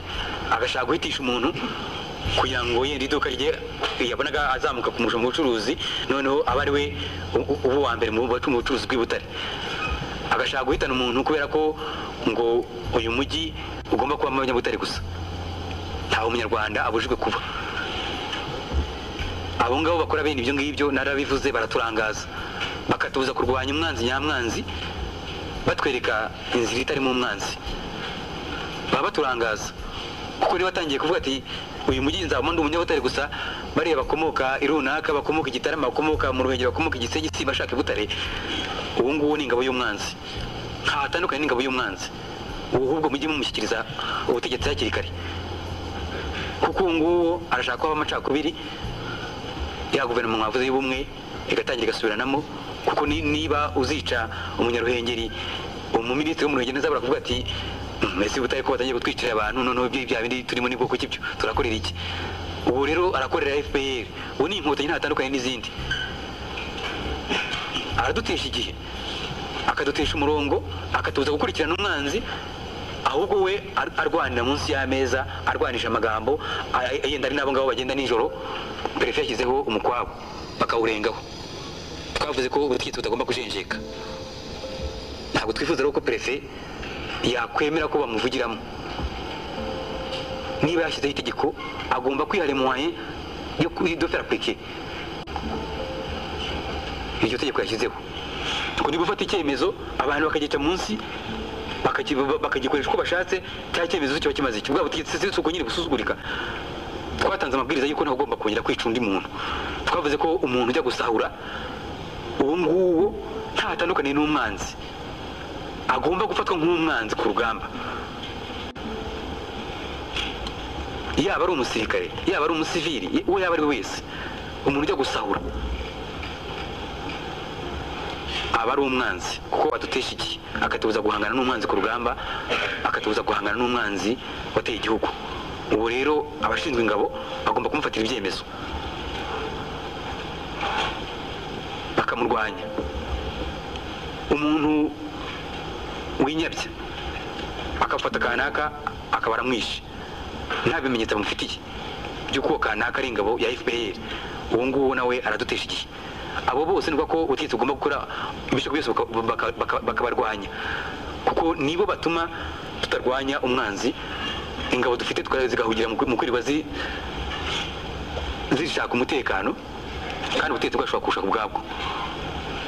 perefe burugumestre konseye abaserire abo bakwiye guhaguruka bagashakisha bene abo ngabo kandi tugasaba ko ibyemezo bifatirwa hejuru abantu baratubwira bati mwebwe muravuga discours yumvikana ariko byagera hasi ntirenge urwego rwa perefe turifuza rero ko abaperefe babyumva message dutanze nabo bakayijyana muri commune burugumestre agatanga nawe iyo message atayihinduye ngo yishyireho ibye konsi agatanga nawe iyo message ubutumwa dutanze konsi akavuga nk'uko twabumuhaye ativugiye ibye ngo noneho abaturage batangira basubiranemo ngo hari amasambu yabonetse ngo hari amazu yabohojwe ngo baba aribyo bibatandukanye ibyo bintu rwose turifuza ko byakumvikana gutyo amagambo avugwa akaba amwe ivugwa ikaba imwe kandi tukamenya gutandukanya ngo twakomeje kubyigisha umwanzi kuko ubutumuzi niba ushidikanya ko kanaka ari umwanzi baza ubutegetsi burabizi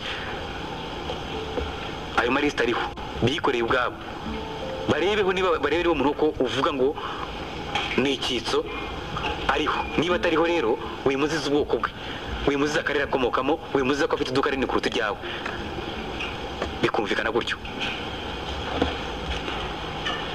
ntabwo rero navuga andi magambo menshi ku byifuzo n'ibitekerezo twagerejweho n'iriya cercle des républicains binyujijwe kuri Dr Rwamucyo kuko nk'uko nabivuze yongeye kumana ziriya nyandiko zabo tuzakomeza tuzisuzume kandi ibitekerezo birimo byiza tugerageze kubishyira mu bikorwa ku kibazo cya Mudenge Albert nako urebye nawe ni nk'icyifuzo cyatangiriyeho avuga ati mugomba kwitondera iriya zone bashaka gushyira muri nagize nyivugaho ati kuko ari ushaka kwinjiza inkotanyi ibyo ngibyo ndumva nta tutanabitindaho kuko byaragaragaye igihe bavuga ko bazanye batayo ya FPR Kigali ngo ije kurinda abakuru bayo turemeza ko iyo batayo itaza kuza Kigali nta ntambara yabaye muri uku kwezi kwa kane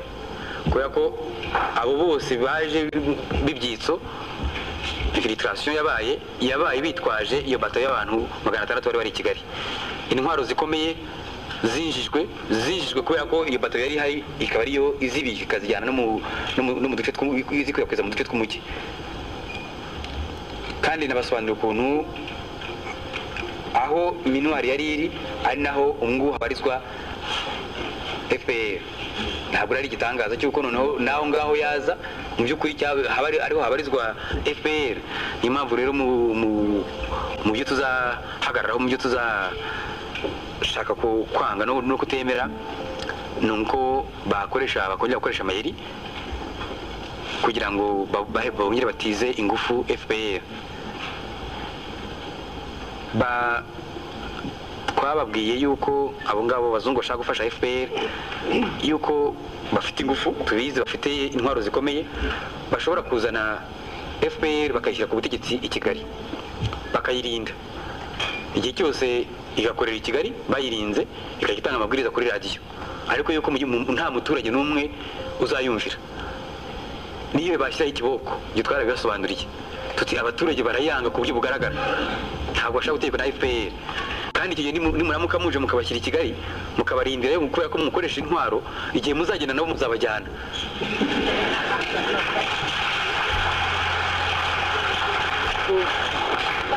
abanyarwanda ntabwo bazigera bemera gutegekwa na FPR ibyo ngibyo twarabibasobanuriye dushaka ko babyumva bakumva ko aho ibintu bigeze abanyarwanda barahumutse barumvise barabonye nta muntu uzongera kwiyoberanya ngo acabiranya avuge ngo ugewe mu by'ukuri ngo abaturage barankunda batamukunda twabasobanuriye ko harimo abantu bajya gukora mitingi bakagenda muri ntunze muri blend ngo kugira ngo adahura n'abaturage bakamukubita ngo bakamugandagura tugatekereza ukuntu umuntu yajya kwibona n'abayoboke be akagenda muri blend bavuga ati abo ngabo kuki mutabonaga ko abo bantu nta muntu bashyigikiwe namwe mwenyine kandi bashyigikiwe n'akarimi konyine n'amagambo gusa kuki mutabibonaga ubundi umuntu uzi ko ari akunzwe ashakwa n'abaturage agenda ku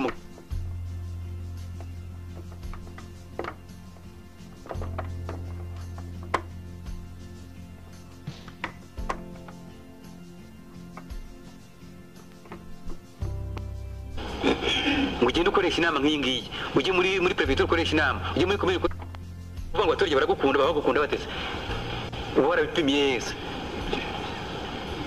ubonye ibyo wakoresha n'amatora, nubwo umenye ko uwo muntu bamukunda, utari kuti mugomba kumwemera, uti FPR ni kwa kibazo cyanyu kizakemuka nuko FPR yajya ku butegetsi, urinde se wowe bumva ko ababiriki iyo bavuga ko bazahumeka ariko FPR igeze ku butegetsi bazayimazaho igihe kingana iki?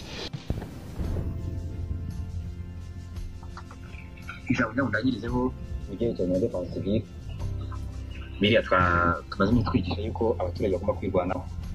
Twarasobanuye tuvuga ko bidashoboka yuko miliyoni 7 z'abanyarwanda zavanwa mu gihugu n'agatsiko k'abatutsi bakomotse ku nyenzi, bakaba bari abenshi bari Buganda. Abanyarwanda ikintu bagomba kugisobanukirwaho, ako gatsiko ntigashobora kuza ngo kadukure mu byacu, kadukure mu mazu yacu, kadukure mu masambu yacu, tujye mu mahanga tujye kwangara ngo bo baze bitare mu gihugu. Kugira ngo rebe bishoboke nuko buri muturage wese yakwiyumvisha ko umutekano we n'umutekano w'igihugu cye bimureba. Namwe nyabwenge, umutekano wanyu, umutekano w'igihugu cyanyu urabareba. Ntuzumve ko umusirikare yarwaniye intambara wenyine ngo ayitsinde utamufashije. Ntuzibwire ko abagomba kurara amarondo ari abo bamwe bakunze kwita abaturage, bari abahinzi borozi bonyine. Irondo ahubwo rirakureba we umunyabwenge, kuko niwo ufite ubushishozi buhagije bwatuma umenya umwanzi ahanyuze. Ntuzibwire ko kurasa imbunda ifite ubuhanga buhanitse burengeje ubwo ufite mu mutwe wawe. Niba barafashe abakarasi i Kigali bakabajyana mu Mutara, bakabajyana i Bugande, bakaza bitwa ba majoro cyangwa se ba kapiteni mu Nkotanyi, nta mpamvu twebwe tutafata abashakashatsi, abaprofeseri n'abanyeshuri muri kaminuza ngo tubigishe nabo bahinduke ba majoro, bahinduke ba koloneli, mbese babe ingabo. Ibyo ngibyo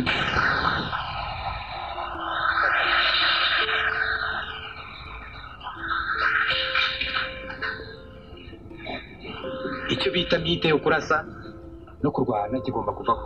Mite y'imbunda, wabona imbunda ngo ntiyegere ngo ntabwo nzi ngo umuntu ayikora ikanyirasira, imbunda zirashisha.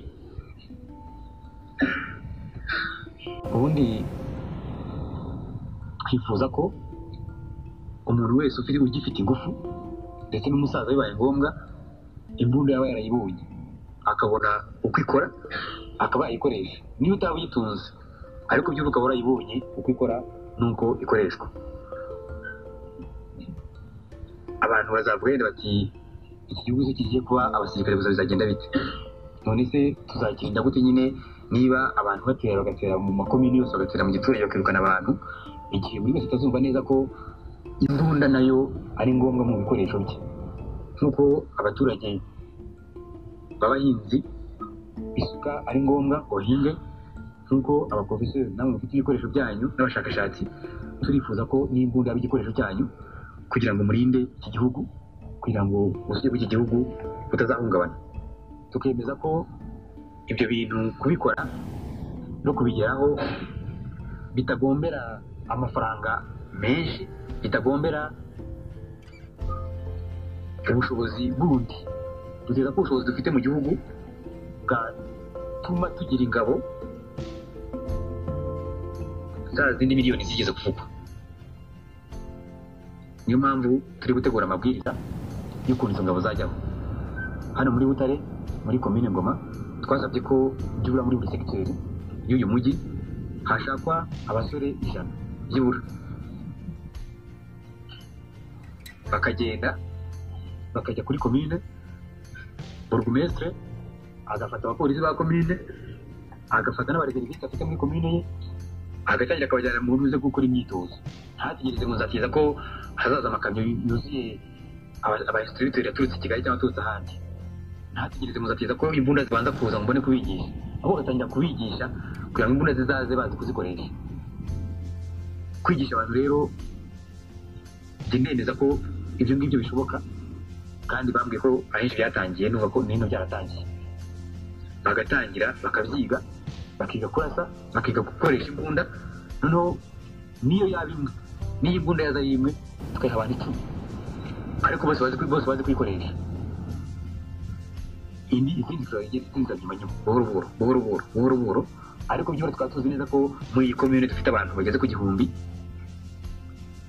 badefanze uyu mujyi uramutse bahomba barwana kuri uyu mujyi batubwiye ko mu iperereza uyu mujyi nawo bashaka kuwugeramo turasaba ko watangira ukarindwa bihagije kuko iyo urebye usanga nta bariyeri nta baraje ziwurimo zihagije ubona mbese basa nkaho umuntu yagira ngo hari turi mu ntambara harimo abibeshya bavuga ko intambara ibera i Kigali ikabera ibyumba ikabera mu Ruhengeri ikabera Kibungo ariko ntibere i Butare kandi tubabwira ko intambara iri hose turasaba rero ko icyo kibazo abashinzwe umutekano muri iyi perefegitura no muri iyi commune bagifata ku buryo bw'umwihariko bakumva ko uyu mujyi naho hakwiye kujyaho bariyeri z'abaturage bagatangira bagashakirwa ibikoresho ariko bahari bikagaragara ko ntawe ugomba kugenda yidegemvya muri uyu mujyi ngo azenguruke umujyi wose atanga amabwiriza utazi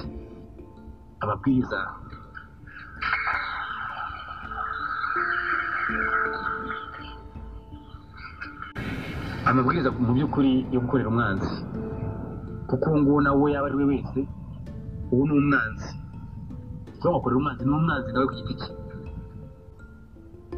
ugenda ubwira abaturage ati mujye kuri bariyeri ntimurinde umujyi wanyu ngo murebe abawinjiramo n'abawuvamo ubu duhamya ko ari umwanzi w'iki gihugu akaba ndetse n'umwanzi wa Butare mu buryo bw'umwihariko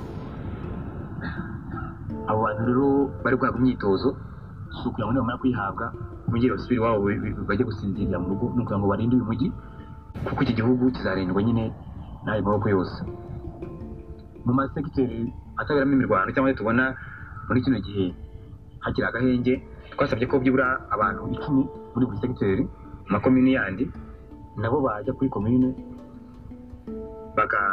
burugumesitiri agashyiraho gahunda yo kugira ngo bahugurwe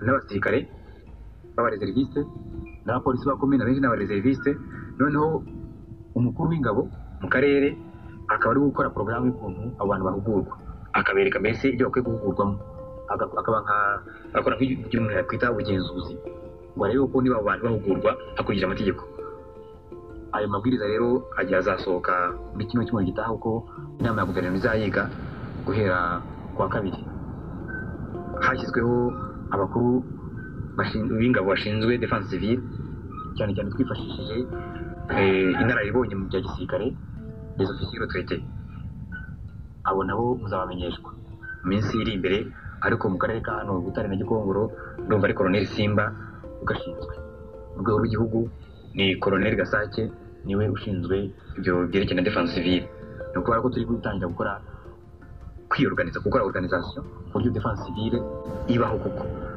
bamwe rero baravuga bati ni amagambo muvuga bati nta kintu byabagezaho mu by'ukuri n'abatarasobanukirwa nababwiye ko intwaro zigomba kuza zisanga umuntu yararangije gukora imyitozo kubwiye gutanga intwaro umuntu atakora imyitozo none ntacyo byaba bimaze dufite ibindi bibazo kuko byo kuzibona ariko nabizeza ko guverinoma ikora ibishoboka byose kugira ngo izo ntwaro zizaboneke byanze bikunze abaturage bazishyikirizwa tuzi ko mu byo FPR itinya n'abayishyigikiye batinya defense civile bo birumvikana bagenda bavuga ko ngo ari milisi nta milisi yo gukora ntabwo ari abantu bakorera ishyaka cyangwa bakorera agatsiko k'umuntu ni abantu bikorera ku giti cyabo mbere na mbere kandi bagakorera igihugu cyabo ntabwo ari abantu b'ishyaka rimwe twasabye ko mu kubajonjora amashyaka yajya abyumvikanaho abakuru b'amashyaka mu karere bakabyumvikanaho kugira ngo abantu kuko baba ari abantu b'inyangamugayo atazahabwa igikoresho ugasanga agikoresha mu kugera mu kurwanya igihugu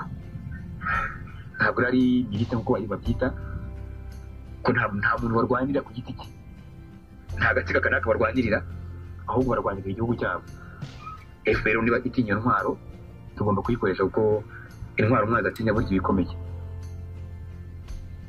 defense civile rero tuyikomeyeho twemeza ko mukwiye kwishyigikira ukiyumvisha ko defense civile itagomba kugibwamo n'agace kanaka ngaka ahubwo ko buri wese ku giti cye nawe wumva bifitiye ubushobozi n'ubushake yaba mu ba mbere biyandikisha niba bavuze ko bashaka abantu ijana muri segiteri ukaba muri segiteri ya Butare ville namwe abashakashatsi abaprofeseri n'ibiti mukiyandikisha muri abo ngabo 100 namwe mukagera mu myitozo mukazahabwa imbunda ndetse no mukazaba namwe muyobora za peloton za kompanyi n'ibi byo mu gisirikare bikabyo ngibyo byongeye kubibanga ngo waruzi kurasa n'utabizi ngo wabishobora n'utabishobora kuko gihamya ko buri wese yabishobora. Mu magambo make rero ibyo nifuza ko twaganiraho icya mbere nuko twari kubashimira inkunga mukomeje kudutera kandi mbasaba ko mukomeza kuyidutera cyane cyane mudufasha kwiga biriya bibazo nabagejejeho. Icya kabiri twari kubagezaho aho intambara igeze kugira ngo musobanukirwe uko urugamba rumeze n'uko intambara tuyirwana kandi yuko twizera kuzayitsinda nta shiti. Icya gatatu cyari uko babwira hamwe imishyikirano igeze n'amananiza ya FPR. Icya kane twari kubagezaho mu magambo make ibyo guverinoma yagerageje gukora muri ino minsi mike imazeho kandi dusanga bifitiye igihugu akamaro. Icya gatanu twari kubabwira nyine amagambo make ibijyanye na defense civile. Twari bashimiye murakoze.